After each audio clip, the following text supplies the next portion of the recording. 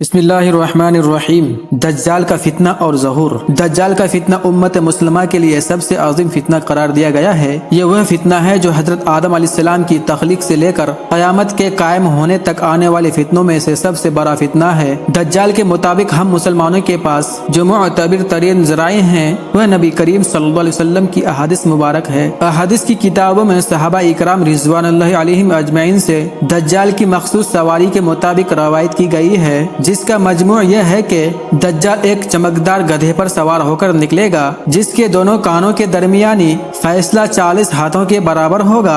دجال اس گدھے پر سوار ہو کر سمندر میں اس طرح داخل ہوگا جیسے گھوڑے سوار اپنے گھوڑے پر سوار ہو کر ایک دم ندی میں داخل ہو جاتا ہے۔ یہ وہ وقت ہوگا جب لوگوں کی ایمانی حالات بہت کمزور ہو چکی ہوگی۔ دجال دنیا میں 40 دن گھومے پھرے گا اور ان 40 دنوں میں ایک دن ایک سال کے برابر ہوگا اور ایک دن ایک مہینے کے برابر، جبکہ ایک دن ایک ہفتے کے برابر ہوگا، جبکہ بقیہ امام معمول کے مطابق ہوں گے۔ دجال کے لیے زمین سمیٹ دی جائے گی، یعنی وہ بہت تیزی رفتار سے سفر کرے گا اور سورج کے غروب ہونے کے مقام پر اس سے پہلے پہنچ جایا کرے گا۔ سمندر کا پانی اس کے ٹخنوں تک پہنچے گا۔ دجال کے پاس 70,000 کی فوج ہوگی جس کے اوپر سبز رنگ کی چادریں ہوگی، یہاں تک کہ وہ ابو المراق کے ٹھیلے پر آ کر ٹھہر جائیں گے۔ پھر وہ ایسی بلند آواز دے کر سب کو بلائے گا کہ اس کو زمین و آسمان کے درمیان ساری مخلوق سن لے گی۔ پھر دجال ان سب لوگوں سے کہے گا کہ تم لوگ میری عبادت کرو، میں تمہارا خدا ہوں۔ اس موقع پر رسول اللہ صلی اللہ علیہ وسلم نے فرمایا کہ تمہیں پتا ہو کہ تمہارا رب ایک آنکھ والا نہیں ہو سکتا،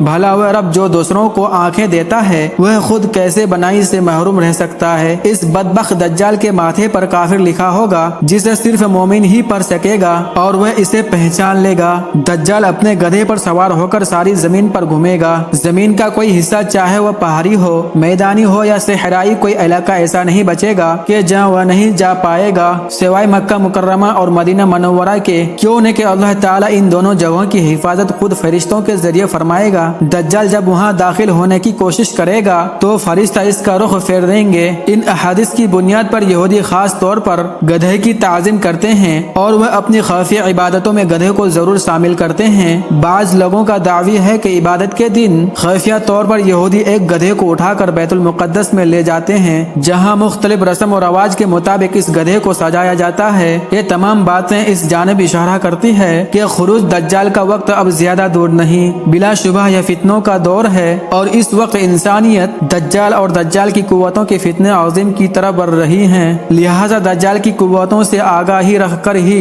ہم اپنی نسلوں اور اپنے ایمان کی حفاظت کر سکتے ہیں۔ اللہ پاک ہمیں اور ہماری آنے والی سب نسلوں کو دجال کی فتنوں سے محفوظ رکھے، آمین۔